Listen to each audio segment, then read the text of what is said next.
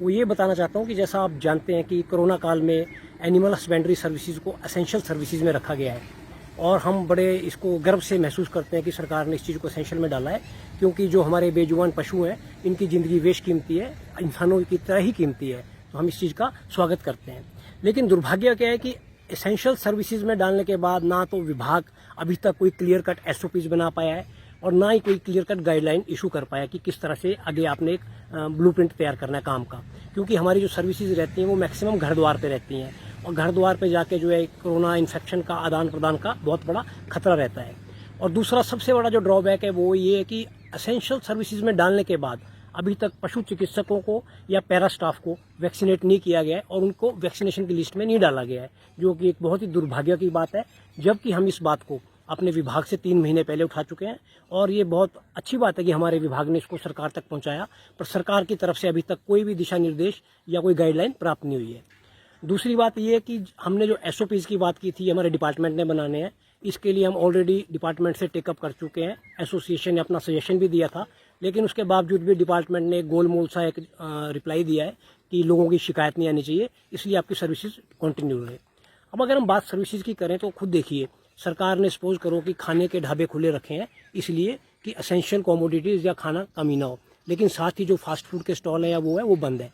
उसी तरह से जो हमारी एनिमल हस्बेंड्री सर्विसेज है इसमें भी अलग अलग तरह के काम आते हैं। कुछ होते हैं इमरजेंसी केसेस जो लाइफ थ्रेटनिंग होते हैं, उनको हम मानते हैं कि हमें घर द्वार जाके करना पड़ेगा, SOPs को फॉलो करके वो करने चाहिए। लेकिन कुछ रूटीन केसेस होते हैं जैसे गाय बोल गई है, टिक्का करना है, और अधिकतर शिकायतें इसी चीज़ की आती हैं और सबसे बड़ा इशू भी यही है।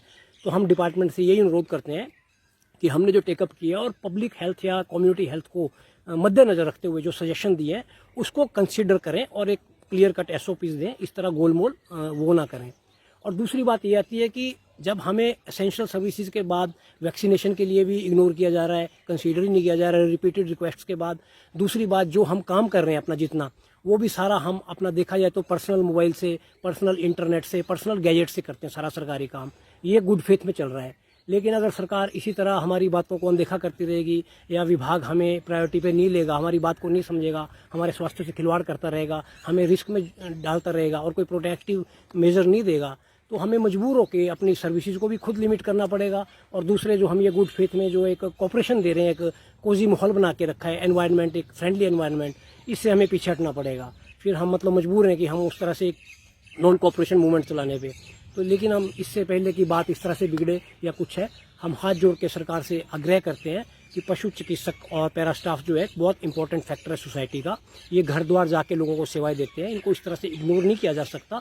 और खासकर कोरोना बीमारी को आप मद्देनजर रखते हुए इस तरह खुलेआम जो है घूमने पे मजबूर नहीं कर सकते, क्योंकि फार्मर तो बेचारा ना समझ होता है, उसको नहीं पता, वो छोटी छोटी चीज़ के लिए आपको बुलाता रहेगा घर पे, वो तो ये बोलेगा कि आप एसेंशियल सर्विस में आपको आना पड़ेगा।